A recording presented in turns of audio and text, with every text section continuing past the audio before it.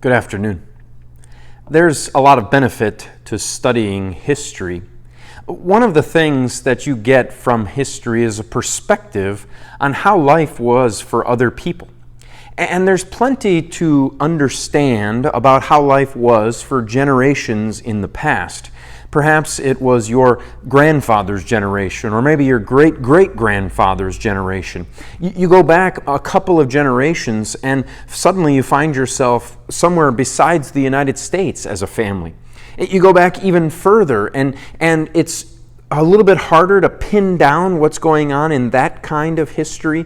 But the reality is, even if you just read a general history, even if you look back into the Old Testament, and you see what is recorded there about how individuals and how whole nations were treated and how they acted and what they did, what you find is that over and over again, there is a generation that is experiencing God's grace. A generation, people as individuals that are finding that God is showing His love to them. Not just in the big ways, like making the promise of a Savior for all people, but in the little ways too. The way that they fought battles and won. The way that they were taken care of, even in the midst of famines. The way in which people made it through difficult times in their lives, went through incredibly difficult portions of history, and came out the other side. That they came out the other side and they could still look at their life and say, God has been good to me. Perhaps you can do that in your own life. You can look at your life and say, yes, I have had my fair share of difficulties. Yes, I have faced health issues, or maybe I'm not getting along with family members the way I wish that I could. Maybe I have been dealt blows in my schoolwork or at jobs. Maybe things have just not always worked out for me in every single way.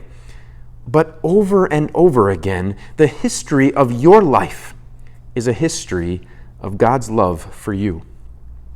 And that love for you goes beyond what every single individual moment of your life is like, because God is looking at the long term for your life.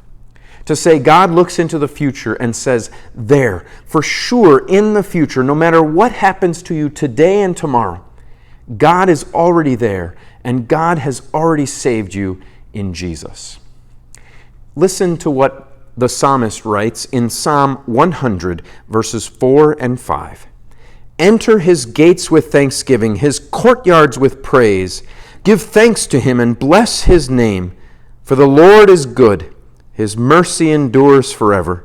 His faithfulness continues through all generations. You have reason to give thanks because the Lord has been good to you. The Lord has shown His mercy to you. And that love that God has for you in Jesus has been continuing for generations.